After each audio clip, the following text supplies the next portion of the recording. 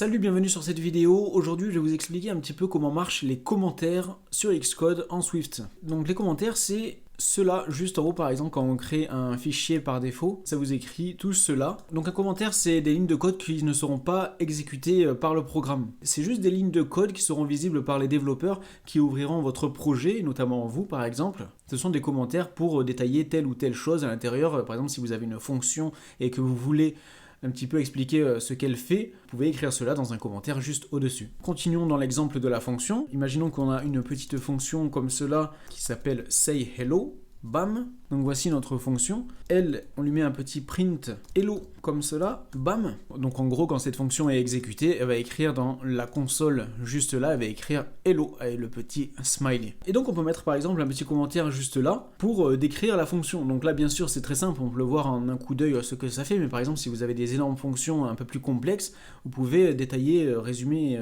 en quelques mots ce qu'elle fait juste au-dessus. Donc voilà, hop. Donc ça, c'est pour les commentaires en une seule ligne, mais sachez qu'on peut aussi créer des commentaires en plusieurs lignes. Pour cela, c'est à peu près pareil, on met le petit slash comme cela et on met une étoile. Donc ça, c'est le début du commentaire. Et par exemple, un peu plus bas, vous voyez, quand on fait entrer, ça le met par défaut.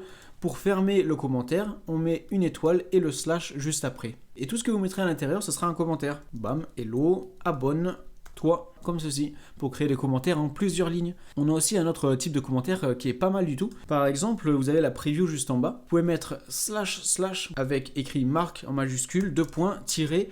Et ici, on va marquer par exemple preview. Et là, je ne sais pas si vous voyez très bien, mais ça a créé une ligne tout là de gauche à droite, horizontalement, ça crée une petite ligne de séparation. Et ça peut être pas mal pour séparer par exemple différents aspects de votre page. C'est vraiment très pratique. Vous avez aussi un autre type de commentaire en mettant 3 slash. C'est un peu pareil que pour écrire un commentaire en plusieurs lignes. Vous pouvez aussi le faire comme cela. Vous voyez, quand vous faites entrer, ça va continuer et ça va directement vous ajouter les 3 slash. Bam, bam, comme ça. Et même je trouve que c'est quand même beaucoup plus propre d'écrire comme cela que comme cela. Mais vous avez les deux possibilités, c'est selon vos envies. Donc voilà, c'était un petit tuto sur les bases des commentaires en Swift. Si ça vous intéresse, sachez que j'ai créé une petite formation pour les débutants gratuite qui vous apprend à créer une petite application en Swift UI. Donc n'hésitez pas à aller voir ça, le lien est dans la description de la vidéo. Sinon, n'oubliez pas de laisser un petit like, un commentaire et de vous abonner à la chaîne. Et moi je vous dis à la prochaine pour une nouvelle vidéo. Allez, salut!